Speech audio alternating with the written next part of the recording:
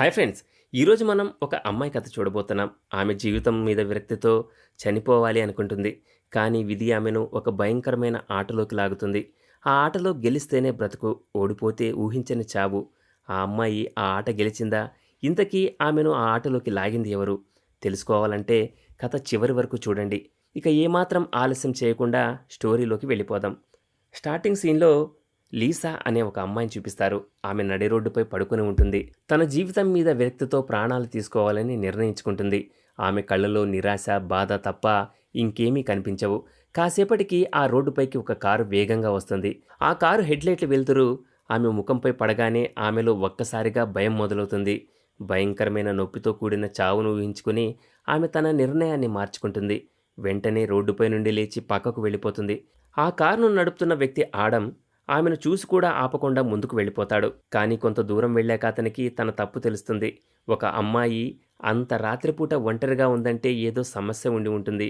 సహాయం చేయాల్సింది అని అనుకుని కారును రివర్స్ చేసి లీసా దగ్గరకు వస్తాడు. కారులోంచి అద్దం దించి ఏమ్మా అంతా బాగానే ఉందా అని అడుగుతాడు. లీసా భయంగా నాకేం కాలేదు, నేను బాగానే ఉన్నాను అని సమాధానమిస్తుంది. అందుకు ఆడమ్ ఈ నిర్మానుష్య ప్రాంతం నుండి నగరం చాలా దూరం, కావాలంటే నేను నిన్ను నగరం వరకు డ్రాప్ చేస్తాను అని అంటాడు.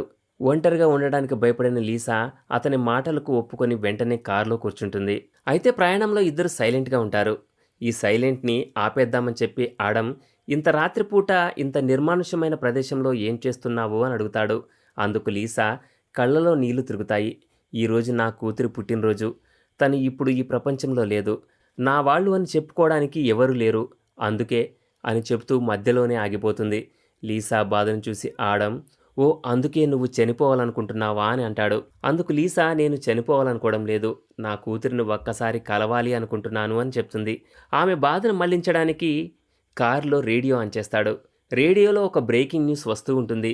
ఒక సీరియల్ కిల్లర్ అడవిలో తిరుగుతున్నాడని, అతను తెల్లగా ఉంటాడని, బ్రౌన్ కలర్ కారు నడుపుతాడని, అతని కుడి చేతిపై క్రాస్ గుర్తు ఉంటుందని రిపోర్టర్ చెప్తూ ఉంటాడు.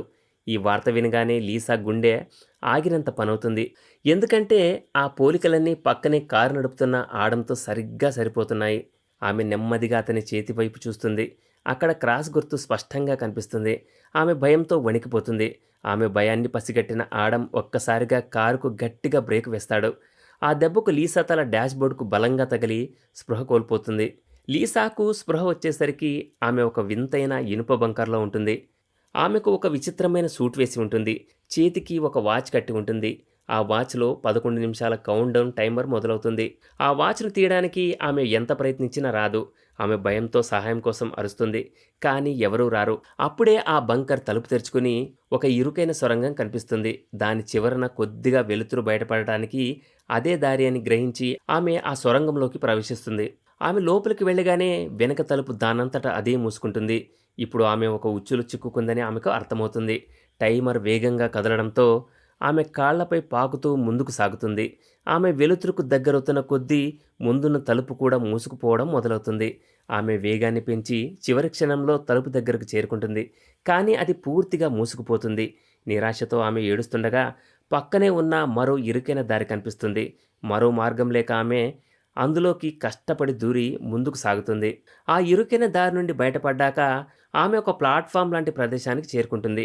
అక్కడ పైకి, కిందకి 2 దారులు ఉంటాయి. ఆమె పై దారిని ఎంచుకుని ముందుకు వెళ్తుండగా కింద ఫ్లోర్ పైకి లేవడం మొదలవుతుంది. సమయానికి బయటపడకపోతే తను నలిగిపోతానని గ్రహించి భయంతో వేగంగా పాకుతూ చివరి క్షణంలో బయటపడుతుంది. ఆమె ఊపిరి పీల్చుకునే లోపే ఆమె వాచ్‌లో అలారం మోగుతుంది. సగం సమయం గడిచిపోయిందని, కేవలం 5 నిమిషాలు మాత్రమే మిగిలి ఉన్నాయని అది సూచిస్తుంది. ఆమె ముందుకు వెళ్తుండగా దారిలో ఒక కాలిపోయిన శవాన్ని చూస్తుంది. ఆ శవం చేతికి కూడా తనలాగే వాచ్ ఉంటుంది. తనలాగే తప్పించుకోవడానికి ప్రయత్నించి చనిపోయాడని అర్థం చేసుకుని ఆమె మరింత భయపడుతుంది. ఇక్కడి నుండి బయటపడడం అసాధ్యమని అనుకుంటుంది. కానీ చావటం ఇష్టం లేక ధైర్యం తెచ్చుకుని ఆ శవాన్ని పక్కకు జరిపి ముందుకు వెళ్తుంది. అలాగే ఆమె ముందుకు వెళ్తుండగా ఇనుప కడ్డీలు దారిని అడ్డుకుంటాయి. సొరంగం గోడల నుండి హీటింగ్ పైపులు బయటకు వచ్చి ఆ ప్రదేశాన్ని వేడి చేయడం మొదలుపెడతాయి. ఆమె భయంతో వణికిపోతుండగా ఆమె వెనుక ఒక చిన్న సురక్షితమైన గది తెరుచుకుంటుంది. ఆమె అందులోకి దూరిపోతుంది. టైమర్ 0కి రాగానే పైపుల నుండి అగ్నిజ్వాలలు వచ్చి సొరంగాన్ని కాల్చివేస్తాయి. సేఫ్ రూమ్‌లో ఉండటం వల్ల ఆమె ప్రాణాలు నిలుస్తాయి. అగ్ని ఆగిపోయాక ఆమె బయటకొస్తుంది. అప్పుడు ఆమెకు మరో వ్యక్తి అరుపులు వినిపిస్తాయి. ఆ శబ్దం వస్తున్న వైపు వెళ్ళగా అక్కడ ఒక గ్రిడ్ వెనక మరో వ్యక్తి ఉంటాడు. అతను కూడా లీసాలాగే సూట్, వాచ్ ధరించి ఉంటాడు. అతని మానసిక పరిస్థితి సరిగ్గా ఉండదు. లీసా అతనితో కలిసి పని చేద్దామని చెప్తుంది. కానీ అతను పిచ్చిగా ప్రవర్తిస్తాడు. అప్పుడే 60 సెకండ్ల కౌంట్‌డౌన్ మొదలవుతుంది. హీటింగ్ పైపులు బయటికి వస్తాయి. ఈసారి సేఫ్ రూమ్ వాళ్ళిద్దరి మధ్యలో తెరుచుకుంటుంది. అందులో ఒకరికి మాత్రమే చోటు ఉంటుంది. గ్రిడ్లు తెరుచుకోగానే ఇద్దరూ ఆ సేఫ్ రూమ్ కోసం క్రూరంగా పోరాడుకుంటారు. చివరికి లీసా అతన్ని కాలితో తన్ని బయటకు నెట్టేస్తుంది. చాంబర్ తలుపు మూసుకోవడంతో అతని చేతిని కత్తరిస్తుంది. నొప్పితో అరుస్తున్న అతని చేతిపై ఉన్న క్రాస్ టాటూను లీసా చూస్తుంది. అతను మరెవరో కాదు, ఆడమ్ అని గ్రహించి షాకవుతుంది. టైమర్ ముగియగానే ఆడమ్ ఆమె కళ్ళ ముందే అగ్నిలోకి కాలి బూడిదైపోతాడు. ఆడమ్ చనిపోయాక ఒక రోబోట్ వచ్చి లీసా గాయాలను నయం చేస్తుంది. అదే సమయంలో ఆ రోబోట్ ఒక టూల్ ద్వారా ఆమె జ్ఞాపకాలను తిరిగి తెప్పిస్తుంది. కారులో ఆడమ్ తనను కత్తితో పొడిచి బయటకు విసిరేశాడని, ఆ సమయంలో ఆకాశం నుండి వచ్చిన ఒక కాంతి తనను ఇక్కడికి తీసుకువచ్చిందని ఆమెకు గుర్తుకు వస్తుంది. అంటే తనను బంధించింది ఆడమ్ కాదని, ఈ ఏలియన్లు తనను ఒక పరీక్షకు గురి చేస్తున్నాయని ఆమె అర్థం చేసుకుంటుంది. ఆడమ్ తెగిన చేతిపై ఉన్న గుర్తులను ఆమె గమనిస్తుంది. అవి దారిని సూచించే కోడ్ అని గ్రహిస్తుంది. తన వాచ్ కింద కూడా అలాంటి గుర్తులు ఉంటాయని ఊహించి యాసిడ్ గుంట దగ్గరికి వెళ్ళి తన వాచ్ను యాసిడ్లో కాల్చి మణికట్టు కింద ఉన్న గుర్తులను చూస్తుంది. ఆ కోడ్ సహాయంతో ఆమె సరైన దారులను ఎంచుకుంటూ ముందుకు సాగుతుంది. అయితే చనిపోయిన ఆడమ్ ఒక భయంకరమైన కళ్ళు లేని రాక్షసుడిగా మారి ఆమెను వెంబడిస్తాడు. అతను చూడలేడు కానీ శబ్దాన్ని బట్టి కదులుతాడు. లీసా తెలివిగా తన వాచ్ను ఒక తప్పు దారిలో విసిరి అతన్ని దారి మళ్లిస్తుంది. కానీ తాను వెళ్లాల్సిన సరైన దారి కూడా అదే అని తెలియడంతో ఆమె భయపడుతూనే ఆ సొరంగంలోకి వెళ్తుంది. అక్కడ ఆడమ్‌తో ఆమెకు చివరి పోరాటం జరుగుతుంది. ఆమె తెలివిగా అతన్ని ఒక చాంబర్‌లో బంధించి అతని తలను నలిపి చంపేస్తుంది. చివరికి ఆడమ్ పీడ విరగడవుతుంది. ఆడమ్‌ను ఓడించాక లీసా చివరి అడ్డంకి దగ్గరకు చేరుకుంటుంది. అక్కడ ఆమెకు 2 దారులు కనిపిస్తాయి.